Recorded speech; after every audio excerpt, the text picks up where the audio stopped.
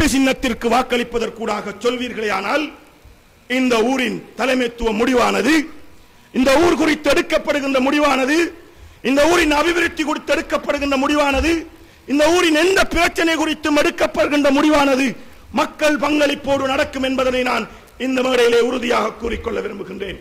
அது அப்துல் ரஹ்மான் எடுக்கின்ற முடிவாகவோ அல்லது ஃபிர்தௌஸ் நலிமி எடுக்கின்ற முடிவாகவோ அல்லது இங்கிருக்கின்ற அமிகள் யாசிர் எடுக்கின்ற முடிவாகவோ அல்லது ஜனூப் எடுக்கின்ற முடிவாகவோ இருக்க முடியாது. மக்கள் பங்களிப்போடு மக்கள் முன்னிலையிலே கருத்தாடல்களோடு எடுக்கப்படுகின்ற தீர்மானமாக இருக்கும்.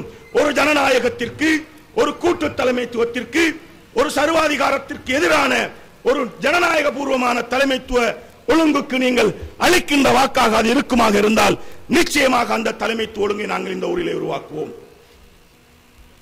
நாங்கள் யாருக்கும் தொலைபேசி மூலம் ஆணைவிட மாட்டோம். யாருடைய பதவியையும் பறிப்பதற்கு நாங்கள் முனைய மாட்டோம். எந்த பள்ளி வாயிலையும் அரசியல் துஷ்பிரயோகங்கள் செய்ய மாட்டோம். எந்த பாடசாலையும் அரசியல் துஷ்பிரயோகங்களுக்காக பயன்படுத்த மாட்டோம். எந்த மாணவர்களையும் இளைஞர்களையும் வன்முறைகளை தூவமிடுவர்களாக மாற்றி அமைக்க மாட்டோம். மாணவர்களையும் இளைஞர்களையும் நாங்கள் மிக நிதானமாகவும் ஒழுங்காகவும் வழிநடத்தி காட்டுவோம். அன்புக்குரிய சகோதரர்களே, இன்று காலையில் இந்த பிரதேசத்தில் நடந்த சம்பவம் இங்கிருக்கின்ற தாய்மார்களுக்கு ஒரு நல்ல உதாரணம். நாங்கள் நினைத்திருந்தால் இன்று காலையில் ஏற்பட்ட அந்த முருகல் நிலையை இரத்த கலரியாக மாற்றி, போராட்டமாக மாற்றி, அடித்து தலைகளை உடைத்து, இளைஞர்களை மோதவிட்டு, குளிர் காய்ந்து நாங்களும் அரசியல் செய்திருக்க முடியும்.